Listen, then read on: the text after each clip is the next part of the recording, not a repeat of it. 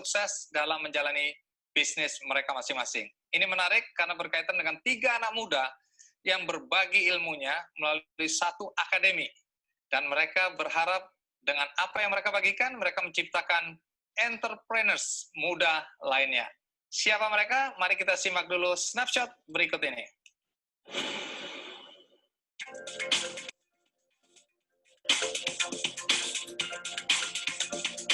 Bagaimana jadinya kalau 3 entrepreneur muda dari beragam latar pendidikan bergabung bersama membentuk sebuah inkubator yang khusus memberikan pelatihan bagi para pelajar yang ingin menjadi pengusaha? Adalah Nicholas Kurniawan, Reginald Indarsin, dan Timotius Wong yang bertemu saat mereka kuliah di Prasetya Mulia. Memiliki gairah yang sama dalam wirausaha dan ingin berbagi pengalaman kepada sesama generasi muda. Nicholas, Reginald, maupun Timotius sama-sama terjun ke dunia usaha sejak muda karena faktor kepepet. Mereka pernah merasakan susah, namun keinginan berbisnislah yang menyelamatkan mereka. Sekarang reputasi mereka sebagai pengusaha sudah tidak diragukan lagi. Nicholas yang sudah menjadi eksportir ikan hias sejak masih kuliah, Reginald dengan bisnis IT consultingnya, sedangkan Timotius memiliki bisnis property development. Berbagai penghargaan pun sudah mereka raih, mulai dari wirausaha muda mandiri, penghargaan dari Kementerian UKM hingga beasiswa penuh dari kampusnya. Melalui Sinergi Academy, mereka berbagi sekaligus menyebarkan virus entrepreneurship kepada pelajar dalam bentuk bootcamp. Saat ini sudah ada ratusan pelajar dan mahasiswa yang mengikuti inkubasi Sinergi, masih cukup jauh dari target mulia mereka menciptakan 5 juta entrepreneur untuk Indonesia.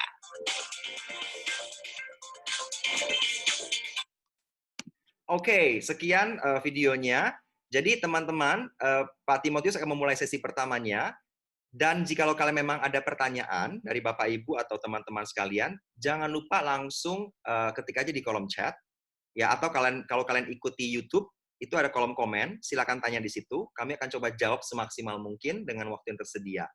Oke? Dan tanpa berlama-lama, saya berikan pada Pak Timotius tempat dan waktunya. Terima kasih. Baik, salam kenal Bapak Ibu. Perkenalkan, nama saya Timotius Wong, saya dari Jakarta. Usia saya masih 20-an tahun, tapi puji Tuhan, saya boleh ada sebagaimana saya ada hari ini. Kalau Bapak Ibu lihat dari video atau dari cerita Pak Sentoso tadi, itu semata-mata anugerah dan berkat daripada Tuhan. Jadi bukan karena siapa saya, tapi karena pimpinan Tuhan lah semua saya boleh ada hari ini. Dan terima kasih juga untuk pihak sekolah dari Kanhan jika pada sore hari ini saya punya kesempatan untuk boleh sharing pengalaman saya, sharing tentang bagaimana saya bisa ada sebagaimana saya hari ini, tentang pengalaman bisnis, keuangan, dan seterusnya. Nah, jadi saya mulai dengan cerita bahwa saya ini background-nya dari kuliah jurusan bisnis, S1 Bisnis di Prasetya Mulia. Puji Tuhan, waktu itu di tahun 2010 ketika saya masuk kuliah, ada sekitar 3.000 calon mahasiswa yang mau masuk ke kampus itu, sekarang mungkin lebih banyak lagi. Ternyata dari sekitar 3.000 calon mahasiswa, tapi saya salah satu dari antara 5 orang yang mendapatkan kesempatan mendapat beasiswa penuh tanpa ada kontrak kerja, tanpa ada ikatan apapun, tapi saya dapat beasiswa penuh gitu. Singkat cerita, ketika saya kuliah juga saya tergolong mahasiswa yang cukup aktif. Nah, saya juga sempat mengambil S2 Bapak Ibu, tapi S2 saya bukan di bisnis, saya mengambil S2 teologi. Bapak Ibu, ketika saya lulus kuliah S1, saya sebenarnya sempat ditawari kerja di sekitar kurang lebih kalau saya nggak salah 28 perusahaan lokal. Saya sempat ditawari kerja juga sampai ke Malaysia, sempat ditawari kerja sampai ke China, dan jujur yang tawarannya paling besar adalah saya pernah ditawari kerja sampai ke Amerika waktu itu Bapak Ibu.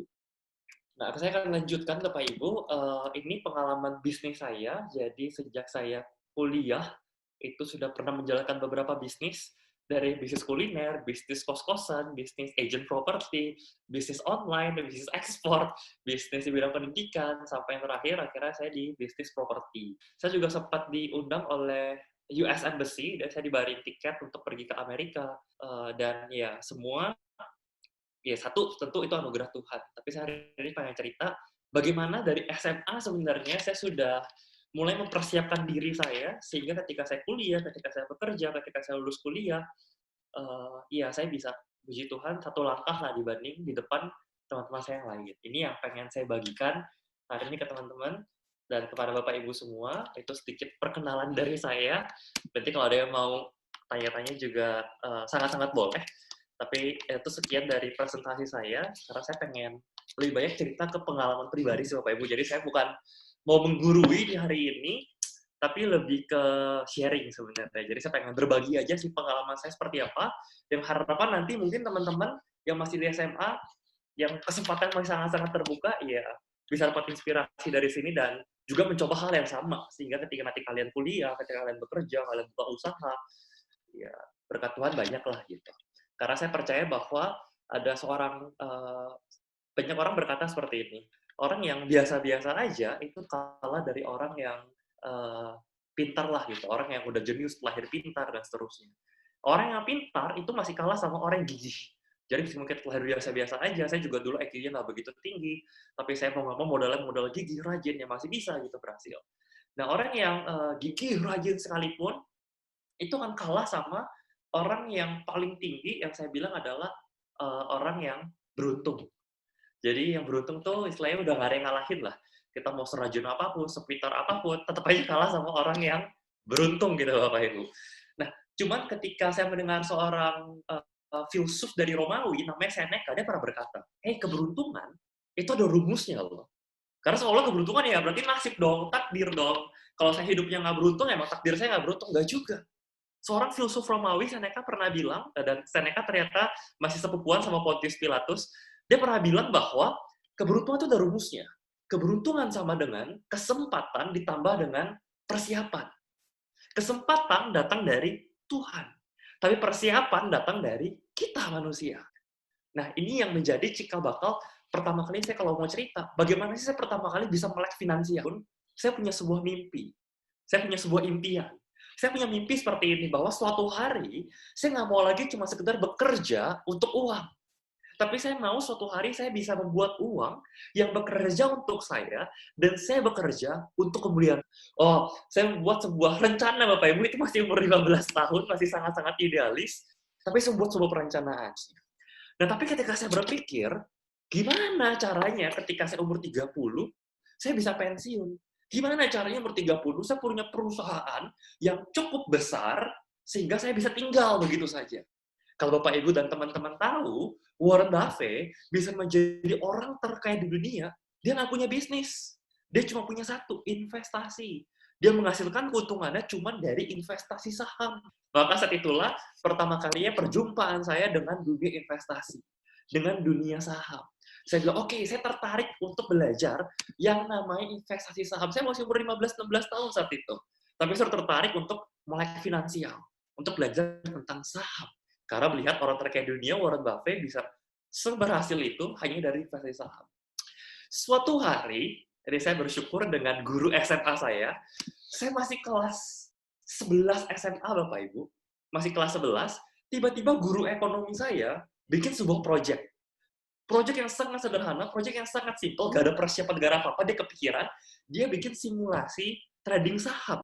Hanya dalam 2 bulan, kita melakukan investasi simulasi trading saham secara virtual, dengan modal virtual 100 juta rupiah, cuma angka dong 100 juta, nggak benar-benar ada uangnya, 2 bulan saya bisa menghasilkan 300 juta rupiah, Bapak Ibu. Hanya dalam 2 bulan. Wah, akhirnya semua kaget, saya juga kan, wah gila, saham luar biasa ya. Kayak dalam waktu singkat bisa menghasilkan keuntungan sebesar ini, dan seterusnya. Nah, akhirnya saya mulai ingin mendalami saham lagi. Akhirnya saya benar-benar pengen seriusin saham dan seterusnya. Saya datang ke orang tua saya bilang, Mas, saya benar-benar pengen belajar untuk investasi saham. Orang tua saya bilang, nggak boleh, saham judi. Dan saya bisa menjelaskan. Karena selama saya 2 bulan belajar untuk trading saham, meskipun nggak diajarin sama guru, saya otodidak, saya belajar sendiri. Saya cari tahu bagaimana cara menganalisa, bagaimana cara baca laporan keuangan, bagaimana melihat grafik. Saya belajar sendiri, saya otodidak. Akhirnya saya belajar, saya beli banyak buku, saya belajar dari internet, online, dan seterusnya. Ya, akhirnya saya bisa. Dan saya menjelaskan bahwa enggak, saham itu judi, saham itu adalah investasi. Tergantung kitanya. Saham bisa jadi judi kalau ketika saya beli sebuah saham dan ditanya, kenapa kamu beli saham ini? Hoki-hokian aja. Oh, tebak-tebakan. Barangkali ternyata nanti untung, ya udah hoki. Oh, itu judi, Bapak Ibu. Atau misalnya, kenapa kamu beli saham ini? Oh, ya saya ikut-ikutan teman. Karena teman yang bagusnya, saya ikut-ikutan. Itu juga judi. Tapi saya bilang ketika saya mau beli suatu saham, saya nggak tebak-tebakan. Saya pelajari laporan keuangan nih, saya pelajari analisa grafiknya. Sehingga ketika saya mau beli satu saham, saya bisa jelaskan kenapa saya mau beli ini. Oh, karena pertumbuhan keuangannya seperti ini. Karena rasio utang dan modalnya seperti ini, saya punya penjelasan yang rasional. Kenapa saya mau beli? Nah, kalau saya siap rugi, saya tahu kalau saya rugi, batas rugi saya berapa. Saya harus jual di harga berapa, beli di harga berapa. Itu membedakan antara analisa dan juga judi. Lagi pula, saya mau masuk ke saham, bukan karena saya semata-mata mau cari uang. Bukan mau gaya-gayaan, masih SMA, udah investasi saham. Tapi saya bilang, saya mau suatu hari, saya mau hidup untuk pelayanan. Saya mau hidup mau cuma cari uang. Tapi saya butuh dukungan uang, saya butuh ada passive income. Dan saham bisa. Waktu di kampus, saya mendirikan klub saham, Finance Investment Society. Kenapa? Karena saya pengen belajar untuk mendalami dunia saham. Tapi kalau saya mengundang orang-orang buat ngajari saya, orang bilang, siapa kamu? Saya mengundang pakar-pakar saham buat ngajari saya, siapa kamu mau undang-undang?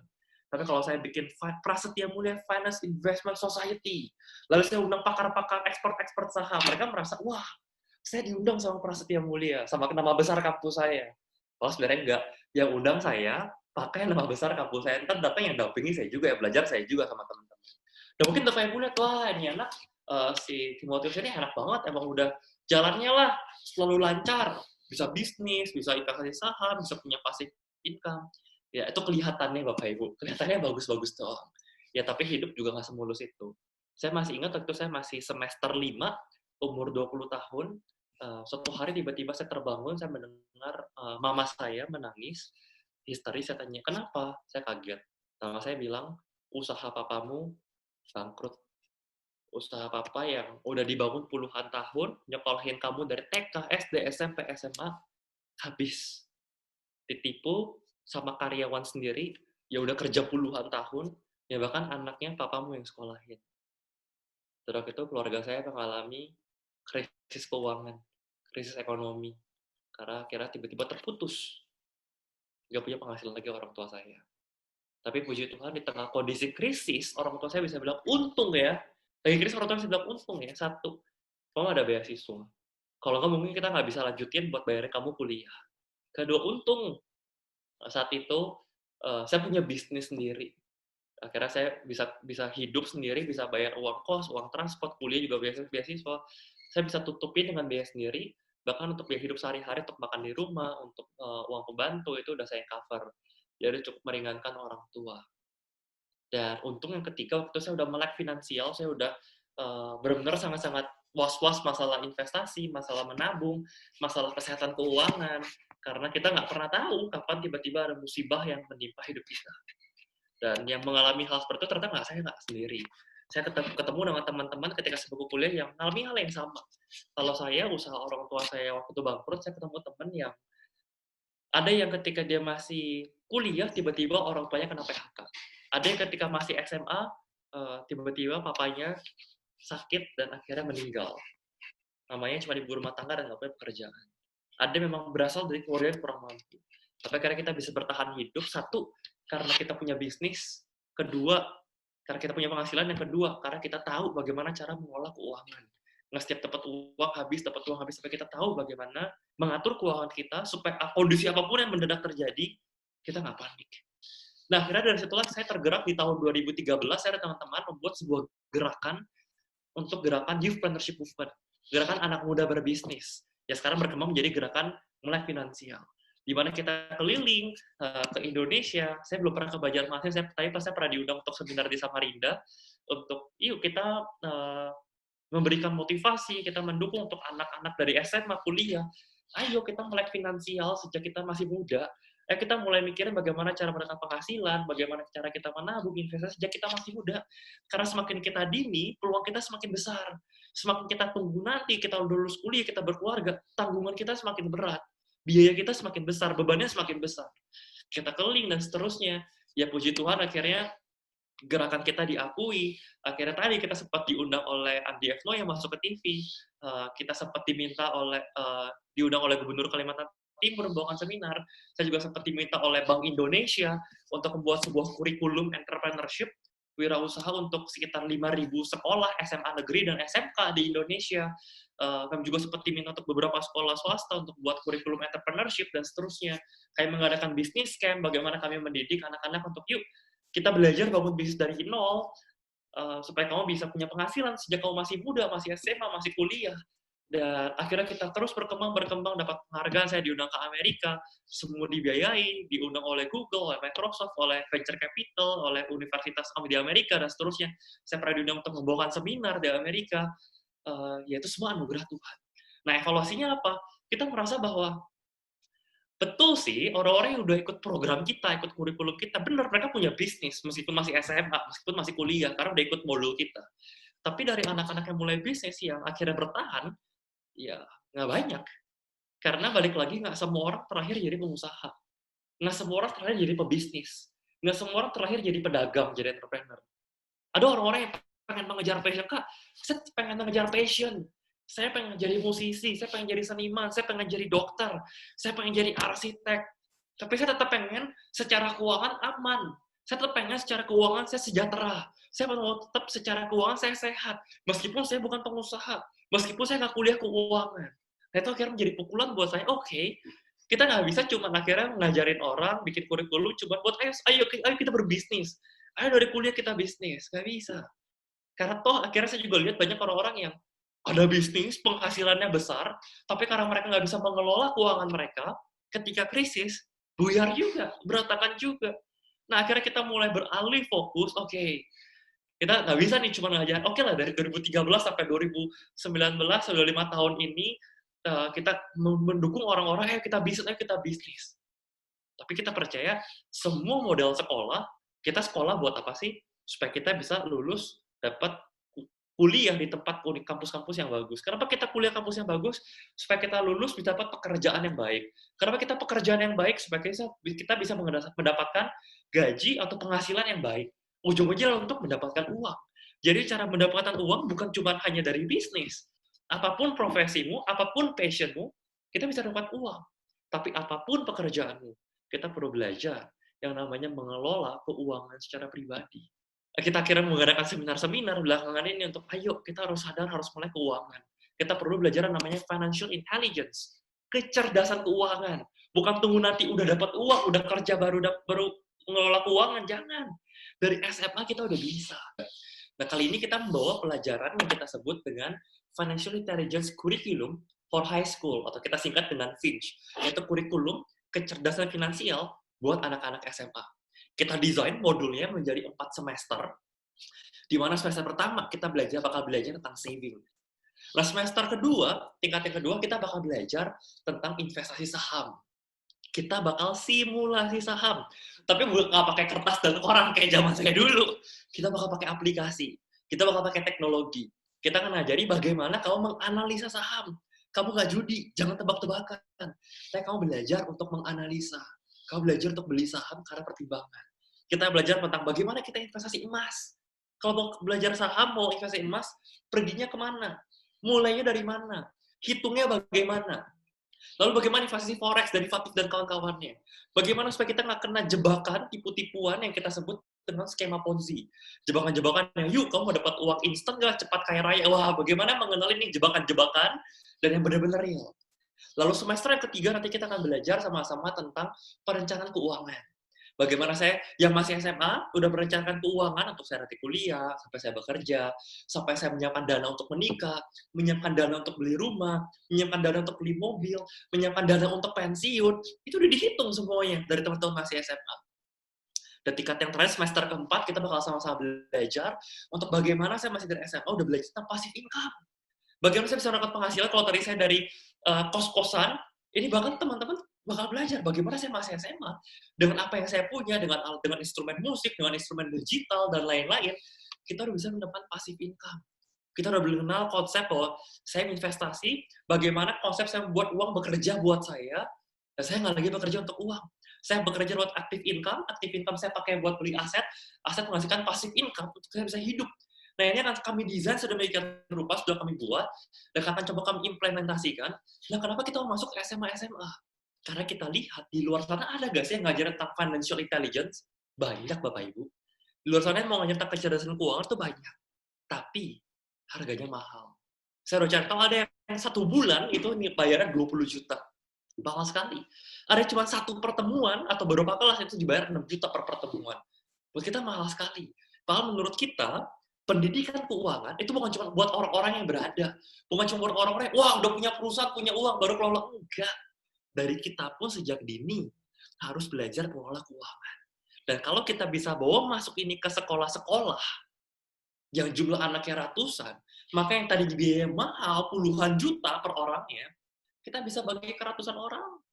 Per anak, jatuh-jatuhnya per semester cuma ratusan ribu. Bisa jadi sangat terjangkau. Per pertemuan harus berapa juta, per pertemuan cuma tinggal puluhan ribu. Itu bagaimana cara kita membawa satu hal yang betul-betul sangat sophisticated, yang sangat mahal, tapi karena kita punya visi bahwa enggak, anak-anak muda terus belajar untuk bisa mengelola keuangan. Harus belajar melek finansial, belajar investasi, belajar perencanaan keuangan sedini mungkin. Nah, itu sedikit sharing dari saya untuk teman-teman Bapak Ibu hari ini. Waktu saya sudah habis, supaya nanti kita punya sesi untuk tanya-jawab. Jadi saya akan kembalikan ke moderator. Terima kasih Bapak Ibu, dan teman-teman sudah mengenalkan sharing saya. Tuhan berkati. Oke, makasih Pak Timotius. Saya biasa panggilnya bro sih ya, bro Tim. So, saya rasa hal yang paling menarik adalah ketika kita tuh bisa bertanya dan mungkin ada hal-hal yang menggelitik ya, kayak saya nggak setuju dengan apa yang dikatakan, atau masa sih gitu, atau it's too good to be true. Jikalau teman-teman ada yang ingin bertanya, silakan langsung ngomong di kolom chat atau langsung unmute dan speak up aja gitu. Kalau misalnya belum ada yang berani nanya, biasanya butuh penglaris dulu gitu ya. Jadi penglarisnya saya akan minta tolong beberapa guru, misalnya Bu Apriana atau Bu Iren untuk bertanya. Tapi saya akan mulai dengan diri saya sendiri dulu ya. Saya mau nanya. Saya lihat di sini, yang nonton YouTube kita ada sekitar 80 orang. Ya, itu udah kombinasi antara guru sama orang tua sama siswa. Yang di dalam chat, yang di dalam room Zoom ini ada 96. Jadi dijumlahin kurang lebih ada 170 orang. Nah, kan 170 orang ini kan beraneka ragam ya, kelas 10, 11, 12. Kelas 11, 12 juga ada penjurusan IPA, IPS. Gitu. Itu membuat saya bertanya loh, Bro Tim. Sebenarnya anak-anak IPA perlu belajar kayak beginian nggak sih? Kayak, this is so like akuntansi, ekonomi. Kayaknya makan anak IPS deh. Jadi, emang ada relevansinya buat kita gitu, anak IPA gitu. Kira-kira jawabannya gimana? Baik, itu. Terima kasih Pak Sitoso, itu pertanyaan yang sangat baik. Pertama, saya pengen membedakan istilah yang namanya finance management sama financial intelligence. Nah, yang dimaksud dengan akuntansi, pendidikan finansial, uang, dan seterusnya itu lebih kepada finance management. Itu betul, itu IPS. Wah, belajar gimana bikin laporan keuangan, bagaimana menyusun akuntansi, dan seterusnya. Tapi ketika saya bicara tentang financial intelligence, saya nggak bicara financial management. Saya bicara money management. Beda ya. Ada finance management, ada money management. Yang kita bicara adalah money management. Pengelolaan keuangan. Pengelolaan uang. Mengelola uang, bukan bagaimana mengelola keuangan perusahaan, bukan. Tapi bagaimana mengelola keuangan pribadi. Nah, saya percaya, baik teman-teman mau IPA, mau IPS, apapun nanti profesinya, mau jadi dokter, jadi arsitek, jadi seniman, atau jadi apapun, mungkin yang IPS mau jadi pengusaha, yang IPA mau jadi yang lebih ke sains, dan seterusnya, tetap ujung-ujungnya akan menerima penghasilan. Tetap ujung-ujungnya akan menerima gaji atau penghasilan dalam bentuk lainnya. Dan menerima uang lah gitu. Dan ujung-ujungnya uangnya perlu dikelola. Bagaimana cara mengelolanya? Inilah pendidikan money management. Pendidikan financial intelligence. Untuk apapun pekerjaan kita, silakan teman-teman kejar passion masing-masing. Apapun passionnya, nggak harus bisnis, nggak harus entrepreneurship, tapi setiap kali passion teman-teman menghasilkan uang, apa harus dilakukan dengan uangnya? Supaya suatu hari ketika teman-teman nggak bisa bekerja untuk menghasilkan uang, uang tersebut tetap bisa menghasilkan untuk teman-teman sendiri. Seperti itu. Oke, makasih Pak Timotius. Jadi ternyata mengelola keuangan itu sama pentingnya dengan menghasilkan uang ya. Ya, oke. Ada pertanyaan nih dari kelas 10, sorry ini kelas 12 ya. Hanis Angela gitu ya. Apakah dengan menabung saja sudah cukup untuk mengelola keuangan pribadi atau harus mencari uang juga? Mungkin maksudnya mencari uang bagaimana ya? Gimana kita bisa menabung kalau nggak ada penghasilan? Jadi mungkin yang udah pasti mencari uang dulu. Kemudian cukup gak dengan nabung? Atau mungkin pertanyaan yang lebih benar adalah harus usaha juga nggak? Harus ada sampingan nggak? Harus investasi juga nggak? Gitu loh. Atau di konteks Pak Timotius kan harus main saham juga nggak? Gitu. Mungkin itu kali pertanyaannya ya. Baik. Jadi bayangannya seperti ini. ada satu framework yang nanti akan kita juga ajarkan di pendidikan keuangan adalah supaya seseorang bisa punya keuangan yang sehat, sehat secara finansial, maka setiap kita dapat penghasilan, kita bagi tuh. Ada rumus namanya 30-30-30. Kita dapat penghasilan, kita alokasikan 30% untuk kita biaya konsumsi, untuk kita hidup sehari-hari, 30% harus kita tabung, 30% kita investasikan. Apa beda investasi sama nabung? Nabung ya kita cuma taruh duit buat jaga-jaga. Tapi tiap tahun ntar kita belajar namanya inflasi. Harga-harga makin mahal. Kalau kita cuma nabung uang, duit kita sebenarnya nilainya makin berkurang. Tapi ketika kita investasi, kita mendapatkan return atau penghasilan yang lebih besar daripada nilai inflasi. Jadi dapat uang, kita tabung, kita investasikan, sisa 30% baru kita gunakan untuk kehidupan sehari-hari. 10% kemana? 10% untuk kita giving. Entah itu perpuluhan, zakat, kita give away, itu bukan hak kita. Anggaplah buang sial juga nggak apa-apa gitu. Nah, ketika kita bicara soal bagaimana mendapatkan uang, penghasilan segala macam, itu tujuan kita sekolah. Kayak tadi bilang, kita sekolah yang baik, dapat nilai yang baik, supaya kita lulus bisa masuk ke kampus yang baik, supaya kita lulus bisa dapat pekerjaan yang baik. Kenapa kita pekerjaan yang baik? Supaya kita dapat penghasilan yang baik. Betul ya? Tapi ternyata, fakta saya ketemu, orang yang punya penghasilan besar sekalipun, ketika mereka nggak bisa mengelola keuangannya, nggak bisa nabung dengan tepat, istilahnya uang cuma disimpan di bawah botol, dia nggak ngerti investasi, cuma taunya menabung doang, ya akhirnya krisis keuangan juga. Tapi saya ketemu orang-orang yang penghasilannya biasa-biasa aja. Tapi karena dia tahu bagaimana secara bijak mengelola keuangan dia, ketika dia krisis, dia nggak panik. Ketika dia krisis, dia nggak kekurangan uang. Ketika dia krisis, dia tetap bisa bertahan. Kenapa? Karena dia sudah ahli, dia sudah pandai, dia dapat uang, dia tahu bagaimana cara mengalokasikan. Dapat uang, dia tahu bagaimana menabung, bagaimana investasi. Nah, jadi dua-duanya penting. Tapi kenapa kita lebih mengajarkan kepada bagaimana mengelola keuangan? Karena tadi, untuk mengajarkan dapat penghasilan, dapat uang, banyak caranya. Salah satunya dulu kita ngajarin entrepreneurship. Tapi teman-teman, apapun profesinya nanti, entah itu jadi dokter, entah itu jadi guru, entah itu jadi arsitek, jadi apapun, tetap bisa berpenghasilan. Tapi apapun penghasilannya, kita harus belajar untuk mengelola uang kita secara bijak. Seperti itu. Oke, thank you. Jadi hal-hal seperti ini akan ada di dalam kurikulum Finch juga ya Pak. Jadi kita memang merancang kurikulum Finch mengcover banyak sekali aspek. Bayangin kita belajarnya 4 semester dalam 2 tahun. Jadi kita belajar dari yang namanya what is money, how money works, sampai instrumen investasi, sampai rencana pensiun, semua kita ajarin. Bayangin kalau kuliah bertahun-tahun di jurusan bisnis kita kompres gitu ya untuk anak SMA. Harusnya menarik. Rekan-rekan kalau memang berminat, di dalam polling boleh disampaikan bahwa kalian punya minat di situ. Oke, pertanyaannya? Oke, cool. So, berikut jawaban dari Pak Timotius. Terima kasih sekali teman-teman untuk hadirannya. Hari ini 1,5 jam ya kita bicara ya. Semoga ini membawa berkat buat teman-teman sekalian. Mungkin kalian masih SMA juga beberapa tuh nggak punya gambaran nih ngomongin apa sih gitu ya, ngomongin investasi, emas, bla bla bla. Tapi percayalah, in the end ketika kalian lulus kuliah, kalian bakal masuk ke real world, dan real world itu tidak semudah dan semanis yang kalian bayangkan. Nah, jadi ada baiknya kita punya persiapan-persiapan. Harapannya Finch ini bisa jadi satu persiapan yang bisa membantu kalian antisipasi. Oke? Terima kasih untuk pollingnya. Kami tutup juga sekarang pollingnya. Apapun hasilnya kami ucapkan terima kasih. Dan sebagai penutup, kami akan serahkan kembali kepada pihak sekolah, yaitu kepada Ibu Iren. Silakan Ibu Iren. Baik, terima kasih Pak Santoso. Ya.